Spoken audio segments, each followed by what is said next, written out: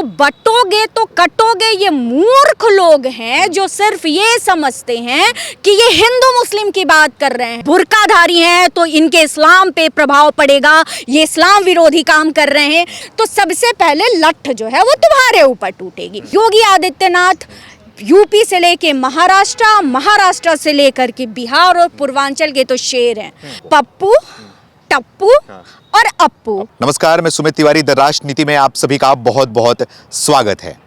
देखिए, जब महाराष्ट्र में चुनाव हुआ, हरियाणा में चुनाव हुआ, तो इन दोनों जगहों पर योगी आदित्यनाथ का बहुत जलवा रहा। उनके रैलियों का बहुत असर पड़ा, उनके भाषण का बहुत असर पड़ा और साथ ही साथ इनका एक भाषण बहुत वायरल हुआ, बटोगे तो कटोगे। इसका भी काफ़ी ज़्यादा असर दिखाई दिया। अब बिहार में चुनाव हो रहा है, पहले फेज़ की जो है वोटिंग पूरी हो चुकी है और पहले फेज़ में ही 10% ज़्यादा वोट हुआ है इस बार। तो योगी आदित्यनाथ बिहार पहुंचे हुए हैं, लगातार रैली पर रैली कर रहे हैं और भाषण पे भाषण दे रहे हैं। तो क्या योगी आदित्यनाथ का एक बार फिर से बिहार में भी जलवा दिखने वाला है? क्योंकि उन्होंने बटोगे कटोगे का भी जिक्र कर दिया है और तमाम ऐसे मुद्दे भी हैं जो वहां पर उन्होंने बात की है। तो इसी मुद्दे बातचीत करने के लिए आज एक बार फिर से हमारे साथ में स्वाति तिवारी जी मौजूद हैं। थोड़ा इनसे बातचीत करेंगे और जानने की कोशिश करेंगे कि योगी आदित्यनाथ का जलवा क्या अभी तक कायम है। वो उत्तर प्रदेश के मुख्यमंत्री है, क्या उसके साथ साथ हर राज्य में उनका जलवा बढ़ते जा रहा है? क्या लोग उनकी बात को सुन रहे हैं, उनकी बातों पर लोग वोट कर रहे हैं? इसी सारे विषयों पर जो है बातचीत करेंगे। स्वाति जी, आप हमारे चैनल में बड़े दिनों के बाद स्वागत है। क्या कहना चाहोगी? योगी आदित्यनाथ जी बिहार पहुंचे हुए हैं और वोटिंग, पहले फेज़ की वोटिंग भी हो चुकी है, आप भी बिहार से आते हो, तो क्या देख रहे हो योगी जी का क्या फैक्टर चल रहा है वहाँ पर? सबसे पहले तो बिहार की सारी जनता को बहुत बहुत बधाई, जो रिकॉर्ड तोड़ इस बार मतदान हुआ 64.66%, लगभग 65%। और मुझे लगता है कि बिहार एक पायनियर राज्य के रूप में खुद को स्थापित करेगा कि जब आप शुद्ध वोटर लिस्ट तैयार करते हैं SIR के बाद, जब आपके पास बिल्कुल विशुद्ध वोटर्स होते हैं, तो राजनीति और सत्ता कैसे करवट लेती है, तो जनता कैसे लोकतंत्र के सबसे बड़े पर्व के रूप में एक भागीदारी अपनी दिखाती है, उसका मुझे लगता है कि पायलट प्रोजेक्ट जो है वो बिहार के साथ शुरू हुआ और बिहार की जनता साबित भी कर रही है। दूसरे चरण में भी ऐसे ही मतदान होगा। अब आते हैं योगी जी के बाद पे। तो योगी जी का जो छवि है, जो इमेज है, वो एक बहुत लॉ एंड ऑर्डर मेंटेन करने वाले चीफ मिनिस्टर के रूप में तो है ही, मुझे लगता है कि भारतीय जनता पार्टी के सबसे बड़े सनातनी पुरोधा के रूप में भी है। वो इस तरह से है जो जनता को, सनातन को, समाज को जोड़ने की बात करते हैं। वो इस जुड़ाव के साथ उनको, उनके लोकतंत्र में भागीदारी की बात भी करते हैं और आह्वान भी करते हैं। और साथ ही साथ कहते हैं ना, शठम शाठ्यम समाचरेत, वो डंडा भी दिखाते हैं कि अगर किसी वजह से तोड़ने की कोशिश करोगे तो सबसे पहले लठ जो है वो तुम्हारे ऊपर टूटेगी। तो योगी जी का जलवा हम लोग यूपी में तो देख ही रहे हैं, हर तरीके से देख रहे हैं। आपने जिक्र करा महाराष्ट्र में भी देखा, जो बिल्कुल एक कहते हैं ना कि वो सारे एरियाज जहां लग रहे थे कि नहीं जीतेगी भाजपा या एनडीए के उम्मीदवार नहीं जीतेंगे, वहां योगी जी के एकजुटता वाला जो नारा था, जिसको लोग कहते हैं या उन्होंने खुद कहा, बटोगे तो कटोगे। बटोगे तो कटोगे का क्या मतलब है कि उंगली को अकेले अलग अलग नहीं करनी है, मुट्ठी बना करके रखनी है। तो ये तो एकजुटता की बात है, ये तो एकता की बात है। अब विपक्ष अगर इसको इस ढंग से नहीं समझ पा रहा है तो अब ये उनकी कमजोरी है, लेकिन जनता इस बात को समझ रही है कि विकास के मुद्दे पे एकजुटता के साथ समाज को एक करते हुए लोकतंत्र की मजबूती इसी में है, राष्ट्र की मजबूती इसी में है। तो योगी आदित्यनाथ यूपी से लेके महाराष्ट्र, महाराष्ट्र से लेकर के बिहार और पूर्वांचल के तो शेर हैं, हमारे पूर्वांचल के तो शेर हैं योगी आदित्यनाथ जी। बहुत दूर नहीं है, गोरखपुर और बिहार की जो सीमा है वो बहुत दूर नहीं है, बिल्कुल सटा हुआ है। तो हमारे जो शेर हैं वो आह्वान कर रहे हैं और देखिए रिजल्ट पहले चुनाव में, पहले चरण में देखा, आगे भी देखेंगे और नतीजों में भी देखेंगे। तो ये जो बटोगे तो कटोगे जो ये नारा है, इस नारे को जनता स्वीकार कर रही है? क्या जनता एकजुट हो रही है?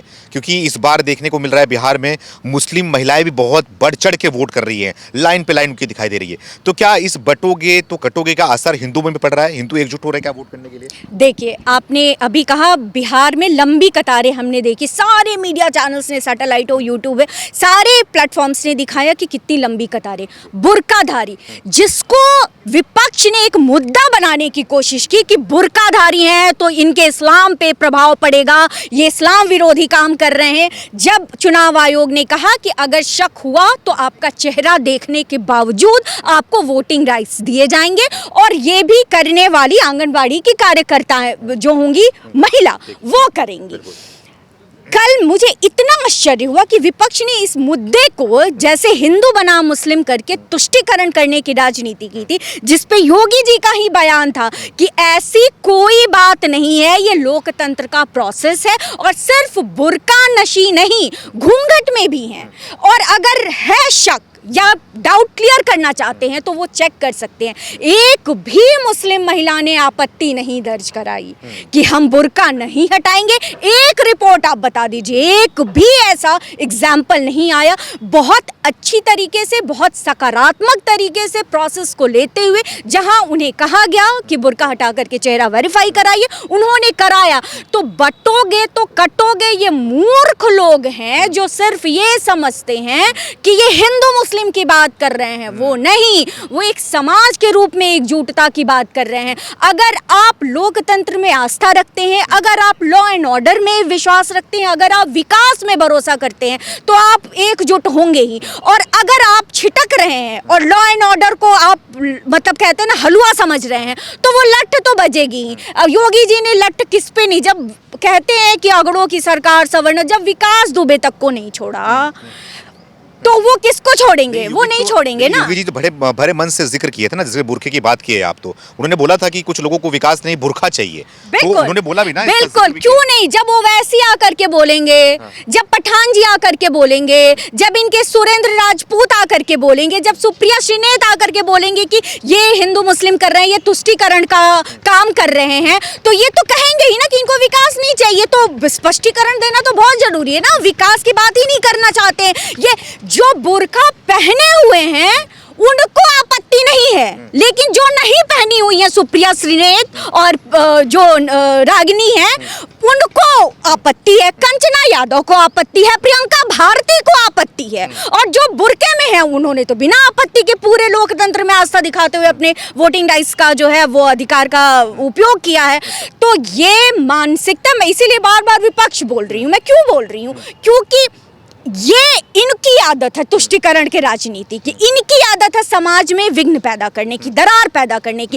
एक वर्ग को बिल्कुल पाल पोस करके इतना आप मतलब उसको निरीह भी बना दिया आपने, और हिंसक, मैं दोनों शब्द बोलूंगी कि आपने निरीह भी बना दिया और हिंसक भी बना दिया, और इनको विकास के नाम पे दिया क्या? बड़ा वाला लड्डू।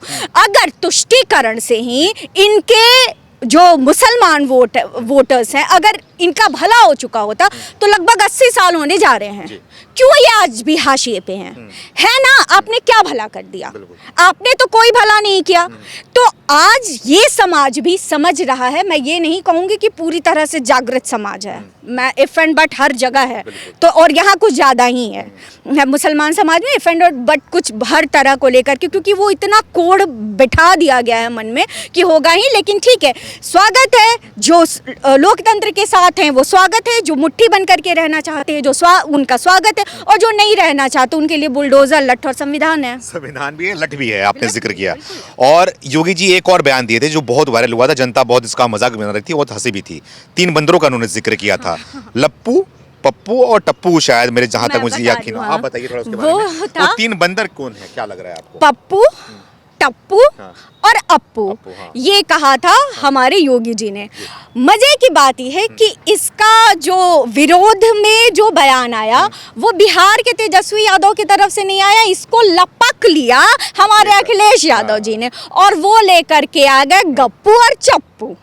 तो ये तो सबसे पहले ये मैं कहूँगी कि जो अखिलेश यादव ने तुकबंदी की कविता की, जो मतलब क्या वो अपने आप को बंदर समझ गए? मैं बता रही हूँ, वो जो एक तो इन्होंने जो टांग तोड़ी है वो तो तोड़ी ही है। अब अखिलेश यादव का निकनेम टीपू है, अब उन्होंने टीपू को टप्पू समझ लिया, तो अब कोई क्या करे। और पप्पू के नाम से पूरे विश्व में कौन भारत का नेता प्रतिपक्ष विख्यात है, ये सब जानते हैं। लेकिन उन्होंने जो योगी जी ने कहा था, उन्होंने 3 बंदरों का उदाहरण दे करके कहा था कि एक अच्छा देख नहीं सकता, मतलब विकास नहीं देख सकता, समाज में लॉ एंड ऑर्डर नहीं देख सकता, बोल नहीं सकता अच्छा कुछ हो जाए तो वो तो महात्मा गांधी के आदर्शों की बात कर रहे थे। अब वही कहते हैं ना कि चोर की दाढ़ी में तिनका, अब उसको आपने अपने ऊपर, उन्होंने नाम तो नहीं लिया, आपने संकेत समझ लिए उसके कि नाम बस, लेकिन वो पप्पू टप्पू अप्पू वाला ही इशारा समझा। उन्होंने कहा क्या, विकास की क्या बात कही, लॉ एंड ऑर्डर की क्या बात कही, ये तो आपने सुना नहीं। और अखिलेश यादव भी बड़े जोर शोर के साथ हैं बिहार के मैदान में। अब नतीजा उनका क्या निकलेगा ये तो अब 14 तारीख को हम यहीं पे डिस्कस करते हुए मिलेंगे। लेकिन अखिलेश यादव जी को अगर अभी तक समझ में नहीं आया है कि योगी आदित्यनाथ की बातों का असर जनता कितने सकारात्मक रूप में लेती है और इसका प्रभाव कितना है, तो ये अखिलेश यादव की राजनीतिक समझ की तो मैं बोलूँगी ना, तो फिर तो दुहाई ही दुहाई है। अच्छा, आप सिवान से आती हैं और सिवान से शहाबुद्दीन भी हैं और बहुत जिक्र हुआ इस बार चुनाव को लेकर, उनके बेटे को भी लेकर। योगी जी ने भी बोला, खुल के बोला, ओसामा की बात कर रहा हूँ मैं। उसके बाद भी अखिलेश यादव बोल रहे हैं कि योगी जी को बहुत नाम बदलने का शौक है, तो ओसामा का भी नाम बदल दो, जिक्र किया। थोड़ा बताइए इन सब के विषय में क्या लग रहा है कि सिवान में क्या लग रहा है, ओसामा का क्या माहौल है? देखिए, ओसामा के लिए मैं क्या ही कहूँ, रघुनाथपुर सिवान के विधानसभा क्षेत्र से खड़े हुए हैं वो, और कल 3:30 से 4 के बीच में रघुनाथपुर से राजद के कार्यकर्ताओं के ट्वीट्स और बयान तमाम जगह पे देखने को मिल गए कि हमारा तो मुस्लिम और यादव के वोटर लिस्ट से नाम ही कट गए हैं। तो वो समझ गए कि क्या है, वोटिंग जो है वो जनता ने अपना मताधिकार जो है वो किधर प्रयोग में लाया है, तो वो तो समझ चुके हैं। अगर ऐसी ही बात थी, शहाबुद्दीन की धर्म पत्नी हीना और इनकी ओसामा जी की अम्मी जो हैं, ये तो पहले भी जोर आजमाइश कर चुकी है निर्दलीय रूप में ही, जीती क्या, नहीं जीती। और ये ओसामा के कार्यकर्ताओं ने तो 3, साढ़े 3, 4 बजे के करीब में वो तो अपना बहाना वाला पोटली जो है वो तैयार कर दिए। बहुत जगह से ये भी आया कि लाइट आ रही है जा रही है, राजद ने ये भी आरोप लगाया कि लाइट आ रही है जा रही है, वोटिंग को स्लो करने की कोशिश की जा रही है, मतलब स्लो कोशिश की जा रही है तो रिकॉर्ड तोड़ हुआ है, तो पता नहीं फास्ट होता तो पता नहीं कहाँ चला जाता। तो अगर विशेष रूप से सिवान की बात करें और उसमें भी रघुनाथपुर की बात करें तो कांटे की टक्कर है। रघुनाथपुर राष्ट्रीय जनता दल का गढ़ है। अभी वहाँ पे जो एमएलए हैं वो राजद के ही हैं, पिछले टेन्योर में भी राजद, मतलब 10 सालों से राजद का वो गढ़ रहा है। इस बार उसको यादव का वोट हटा करके एमवाई समीकरण जिसके खेला में माहिर हैं राजद, उन्होंने ओसामा को टिकट दिया। देखते हैं, बहुत कांटे की टक्कर है वहाँ पे, और चूंकि गढ़ रहा है तो कहना बहुत मुश्किल है।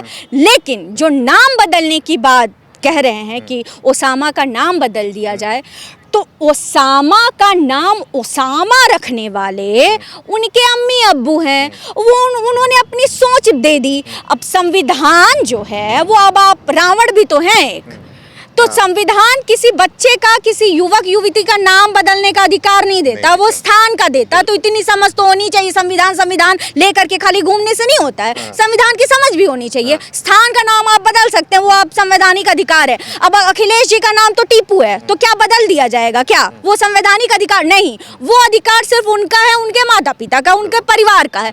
तो ये ऐसी, मतलब कि वो कहते हैं ना कि बिना सर पैर वाली बातें, जिससे वोटर्स को कोई मतलब नहीं। आपने कौन से मुद्दे की बात की? वोटिंग होने वाला एक दिन पहले राहुल गांधी आ गए बताने के लिए कि भैया हरियाणा चोरी हो गया। 1 साल सरकार हरियाणा की चल गई तब याद आया, महाराष्ट्र की 1 साल चल गई सरकार तब उनको याद आया, अरे महाराष्ट्र में भी तो चोरी हुई थी, हरियाणा पे भी आएंगे। मतलब क्या ही कहा जाए इन लोगों की बुद्धि। अगर जनता के वास्तविक विषयों को ये ले करके जाते ना, और ऐसा नहीं है कि सत्ताधीन जो सरकार है वो नीतीश की हो या मोदी की हो, वो सब अच्छा कर रही है, ये ऐसा नहीं है। ये चाहे तो घेर सकते हैं, लेकिन मुद्दों के साथ आइए, फैक्ट्स के साथ आइए। जनता को एक दिन पहले वोट आपको बरगलान, जब आपको समझ में आ गया, ग्राउंड रिपोर्टिंग तो आपके पास भी होगी कि कुछ होने जाने वाला नहीं है, तो जनता को बरगलाने की ये जो राजनीति, घटिया राजनीति, इतना स्तर गिरा दिया है आपने, ये करेंगे तो आप और नीचे ही गिरते जाएंगे, ऊपर तो नहीं उठेंगे। आखिरी सवाल आपसे ये है कि क्या लग रहा है कि जो 65% लगभग वोटिंग हुई है इस बार, रिकॉर्ड टूटा है, तो ये किस तरफ देखा जा सकता है इसको? क्या इस बार परिवर्तन की तरफ देखा जा सकता है? क्योंकि बोलते हैं कि अगर लोग बढ़ चढ़ के वोट करते हैं तो उसका मतलब ये होता है कि परिवर्तन भी हो रहा है। या फिर एक फैक्टर और भी निकल के आ रहा है कि जिस तरह से पीके इस बार वोट कर रहे हैं तो वोटर जो है वो शांत बैठे थे, इस बार उनको देखकर वोटर जो है एक्टिव हो गए हैं, वो वोट करने आए हैं। तो क्या आपको समीकरण समझ में आ रहा है कि इस बार बिहार में क्या होने वाला है परसेंटेज बढ़ने के बाद? देखिए, ये सच है कि परसेंटेज अगर बढ़ते हैं वोटिंग प्रतिशत, तो मैक्सिमम टाइम में यही होता है कि ये एंटी इनकम्बेंसी है। अगर बिहार के आंकड़े उठा करके देखें तो 5% से ज़्यादा, 5% से ज़्यादा अगर वोटिंग परसेंटेज में इजाफा हुआ है तो सत्ता पलटी है, इसमें दो राय नहीं है, आंकड़े बिहार के ही बताते हैं। लेकिन अगर एंटी इनकम्बेंसी होती है तो प्रो इनकम्बेंसी नाम की भी कोई चीज होती है, होती है, लेकिन जिक्र होती है एंटी आप, लेकिन एक लाठी से नहीं चला सकते हैं ना, ये जनता है। आप बताएंगे कि एंटी इनकम्बेंसी है या प्रो इनकम्बेंसी है, वो जनता निर्धारित करेगी, आप लाठी से हाँक करके नहीं बताएंगे। और जिस प्रकार से हमने महिलाओं के कतार, कल चुनाव आयोग ने जो प्रेस कॉन्फ्रेंस करी उसमें भी उन्होंने जिक्र किया कि महिलाएं जो हैं वो खुल करके, और महिलाएं नीतीश कुमार के जो कहते हैं ना आधार स्तंभ हैं, सबसे ज्यादा अगर उनका कोई कोर वोटर जिसकी बात करते हैं तो नीतीश कुमार के पास महिलाओं का है। अभी पहले सब बातों को छोड़ दे कि पुलिस में 35% आरक्षण दे दिया, पंचायत राज में 50% दे दिया, महिलाओं को इज्जत घर से लेकर के, ये सारी चीज़ें ये जनता देख रही है, समझ रही है। इसके अलावा सशक्तिकरण के लिए जो वास्तविक काम होता, एक होता है कि आपने खैरात में दे दिए पैसे, खैरात बांट दिए आपने कि भैया सब महिलाओं को 2000-2500, क्यों? महिलाएं स्वाभिमानी होती हैं, वो स्वावलंबन पे भरोसा करती हैं, उनको अपना रोजी रोजगार चाहिए होता है। तो अगर सरकार मदद कर रही है, जैसे आप अपना बिजनेस करना चाहें तो आपके परिवार के जो बड़े हैं वो क्या करेंगे? वो तो यही बोलेंगे ना कि चलिए सुमित आप थोड़े थोड़े पैसे इकट्ठे करके कि आप अपना बिजनेस स्टार्ट कीजिए, आप अच्छा करेंगे तो आप जाकर के बैंक से लोन लेंगे। यही बिल्कुल एक बड़े गार्जियन का काम मोदी सरकार और नीतीश सरकार ने इस बार बिहार में करा है। और उन्होंने जो 10,000 की सहयोग राशि दी है महिलाओं को अपने पैर पे खड़े होने के लिए, मुझे लगता है कि इससे बढ़िया अब तक तो मैंने तो कोई नहीं देखी है योजना महिलाओं को सशक्त करने के लिए जो उनको अपने पैरों पे खड़े होने में मदद करेंगी।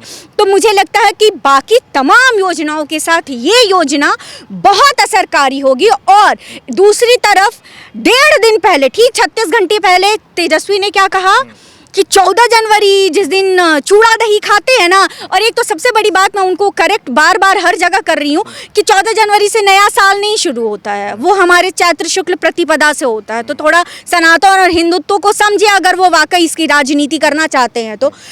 14 जनवरी से खरवास उतरता है ना, तो ये समझ बिहार के हैं, उनको इतनी समझ होनी चाहिए।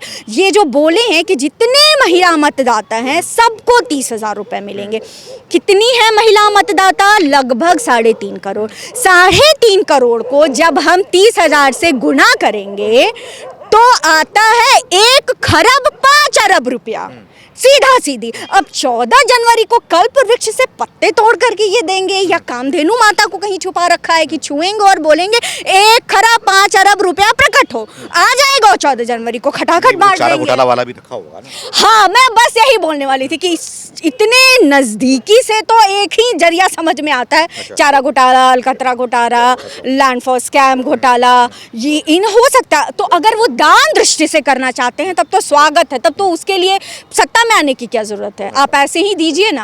आप ऐसे करके देखिए, अगली बार में आप अगर ना बन गए चीफ मिनिस्टर तो मेरा नाम बदल दीजिएगा, लेकिन आपकी मंशा तो होनी चाहिए ना। आपने पूछा सरकार किसकी, निसंदेह रूप से नीतीश सरकार जो है वो एंट्री कर रही है। पीके थर्ड समीकरण में सिर्फ पीके ही नहीं है, ओवैसी हैं जो चंद्रशेखर और एसएमपी के साथ मिलकर के तीसरा मोर्चा खड़ा किए हुए हैं, जो सीमांचल में खूब वोट काट रहे हैं, इंडी गठबंधन के जो कोर वोटर्स हैं जो सेंध मारे हैं। तो बहुत सारे तीसरे समीकरण के रूप में बिहार है, लेकिन सरकार नीतीश की आ रही है 14 को। ठीक, बहुत बहुत धन्यवाद बातचीत करने के लिए। आपको भी समझ में आया होगा कि किस तरीके से योगी आदित्यनाथ का जलवा जो है, उनका जो ग्राफ है वो पूरे देश में बढ़ता जा रहा है। और वैसे ही क्या बिहार में भी देखने को मिल रहा है। इसी मुद्दे पर बातचीत करने के लिए हमारे साथ में स्वाति जी जुड़ी हुई थी। उनकी बात से आप कितने सहमत हैं और आपकी क्या राय है, कमेंट करके आप हमें ज़रूर बताएं। बहुत बहुत धन्यवाद।